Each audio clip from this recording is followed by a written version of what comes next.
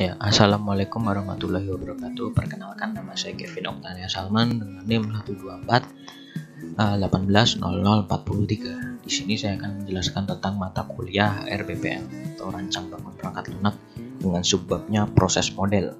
Jadi di proses model sendiri itu sebuah cara formal untuk menggambarkan bagaimana sih bisnis itu beroperasi serta mengilustrasikan aktivitas-aktivitas yang di dalamnya yang dilakukan dan juga bagaimana sih data berpindah di antara aktivitas-aktivitas tersebut. Kita lanjut ke model proses generik atau generic proses model. Jadi di generic proses model itu ada tahapan mendefinisikan kegiatan kerangka atau defining a framework activity. Yang di sini ada beberapa alur proses. Jadi alur prosesnya itu ada alur proses linear yang flat, linear proses flow dari komunikasi, planning, modeling, construction dan juga deployment. Lalu ada di sini yang selanjutnya adalah alur proses berulang. Jadi di sini sama seperti yang tadi flat alur proses linear, tapi di sini ada proses perulangan. Baik komunikasi ke planning, di modeling atau komunikasi planning, modeling, construction di sini bisa berulang apabila ada kesalahan, bug atau kerusakan. Jadi saat sudah fix itu baru di deployment atau dirilis. Begitu. Selanjutnya ada alur proses evolusioner atau bentuk melingkar. Ya seperti namanya adalah bentuk melingkar, ya dimulai dari komunikasi, planning, modeling, construction, deployment. Nah di sini bedanya kalau di sini ada masalah itu tidak bisa langsung, misalnya di sini ada masalah langsung ke sini ke komunikasi, enggak, jadi dirilis dulu. Kalau ada masalah di komunikasi lalu ulang lagi direvisi seperti itu. Untuk selanjutnya ada alur proses paralel. Nah, namanya aja paralel, jadi bentuknya bertingkat. Jadi di sini ada dua jalur. Jadi bisa komunikasi ke planning lalu ke modeling, atau langsung dari komunikasi ke modeling lalu lanjut ke konstruksi dan juga deployment atau penyebaran atau perilisan itu tadi. Nah selanjutnya itu saya akan membahas tentang identifying a task set atau set tugas. Jadi satu set tugas itu mendefinisikan pekerjaan yang aktual, yang realistis yang harus dilakukan untuk mencapai tujuan dari tindakan rekayasa perangkat lunak itu tadi. Jadi di sini ada dua perbedaan. Jadi untuk proyek yang kecil itu yang relatif sederhana itu ada 6 tahap. Di sini ada 6 tahap. Jadi mulai dari buat daftar stakeholder, undang semua stakeholder, terus minta setiap pemangku adat untuk membuat daftar fitur yang dibutuhkan, lalu mendiskusikan persyaratan dan juga buat daftar akhir dan juga prioritas persyaratannya. Dan keenam adalah catat ketidakpastian. Nah, itu merupakan yang kecil atau sederhana. Nah, sedangkan yang 1-12 ini adalah proyek perangkat lunak yang lebih besar, lebih kompleks dan juga lebih detail. Jadi di sini bedanya adalah cara wawancarainya, yaitu secara terpisah, juga ada menghasilkan skenario. Jadi ada beberapa skenario, juga ada berdaftar persyaratan yang telah direvisi menggunakan teknik penerapan yang seperti apa, itu beda. Jadi lebih ribet atau lebih lebih besar, lebih detail itu, jadi lebih dalam melakukannya set tugas itu tadi. Kita lanjut. Selanjutnya adalah pola proses atau proses pattern. Jadi pola dapat didefinisikan di semua tingkat abstraksi. Dalam beberapa kasus pola dapat digunakan untuk menggambarkan masalah yang juga dilengkapi juga solusi terkait dengan model proses yang lengkap. Nah di sini menurut Ambler itu pembuatan pola proses itu sebagai berikut. Jadi ada pattern name atau nama pola. Yang kedua ada force atau lingkungannya.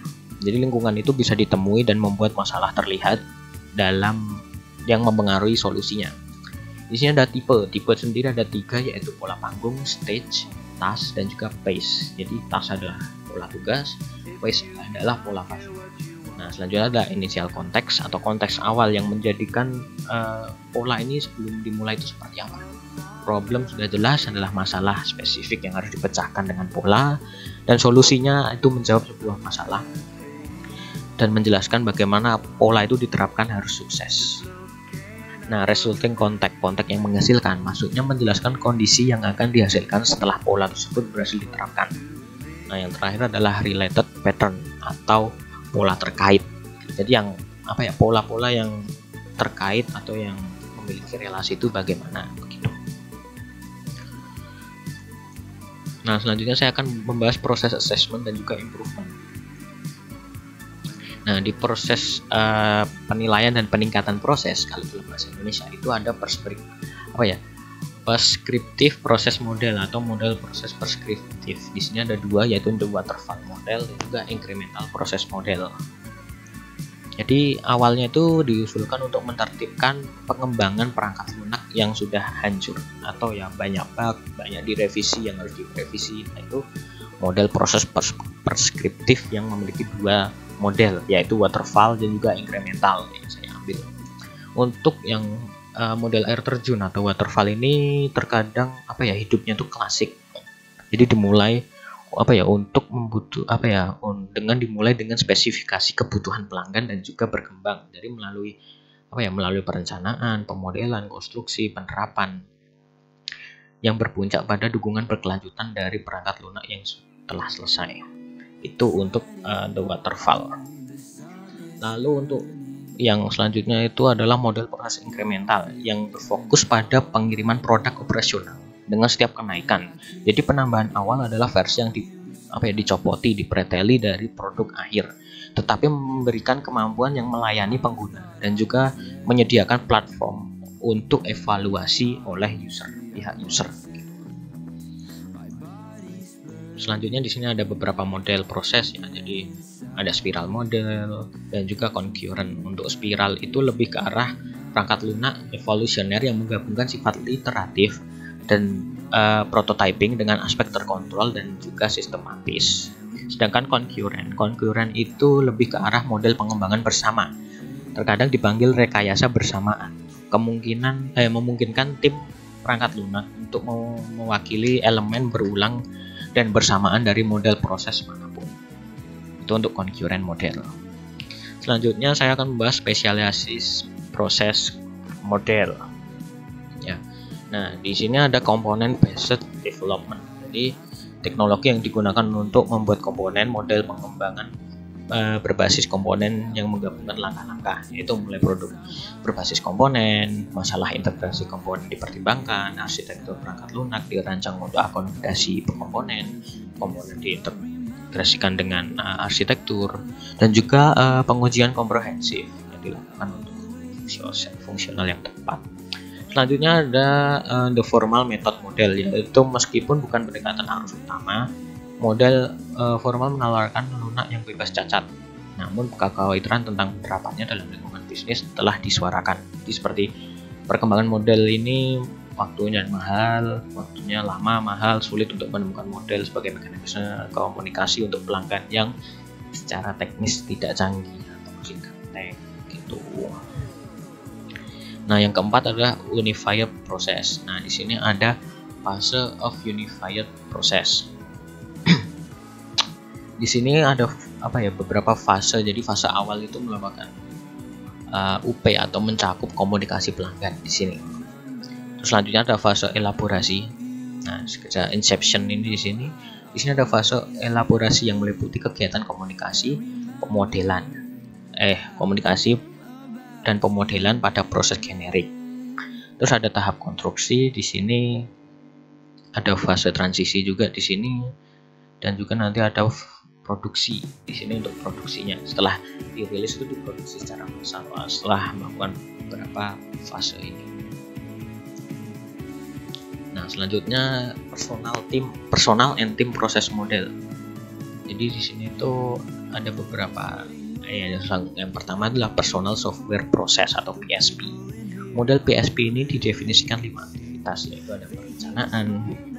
Maksudnya aktivitas ini mengisolasi persyaratan dan mengembangkan perkiraan ukuran dan sumber daya. Selanjutnya desain tingkat tinggi, ini maksudnya spesifikasi eksternal untuk setiap komponen. Ulasan desain tinggi ini maksudnya metode verifikasi formal yang diterapkan untuk mengungkap kesalahan dalam desain. Untuk pengembangan ya desain tingkat komponen disempurnakan, ditinjau, direvisi. Terus postmortem ini maksudnya dengan menggunakan ukuran dan metrik yang dikumpulkan, keefektifan dan juga proses yang telah ditentukan. Nah, selanjutnya ada TSP atau tim software. Tadi kan yang personal, sekarang tim. Nah, ini tujuannya seperti bangun tim mandiri, menunjukkan kepada manajer bagaimana melatih dan memotivasi tim.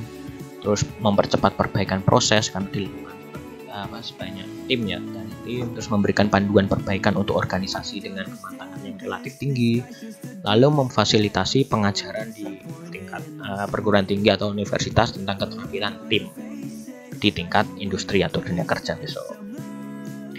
Nah, selanjutnya saya akan membahas proses teknologi. Nah, di proses teknologi itu salah satu atau lebih model yang dibahas di bagian sebelumnya harus disesuaikan dengan untuk digunakan oleh tim dari perangkat lunak.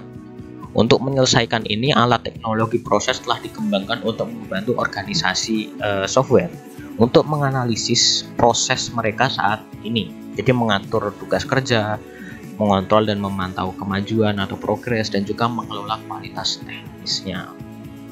Nah, yang ketujuh adalah product and process. Jadi intinya, jika proses yang dilakukan itu tidak kuat atau lemah, itu akan menghasilkan produk akhir atau output yang akan lemah juga, lebih jatuhnya malah menderita, susah gitu. Tetapi ketergantungan yang berlebihan atau obsesif yang secara masif masih dilakukan, itu juga bisa berpengaruh buruk untuk proses. Jadi kalau misalkan kita bergantung dengan sesuatu dan sesuatu itu tidak ada, kan itu akan lebih bahaya karena kita selalu bergantung terhadap hal tersebut. Jadi tidak boleh bersifat bergantung terhadap sesuatu. Jadi ada plan B-nya lah, ibaratnya seperti itu dalam produk dan prosesnya.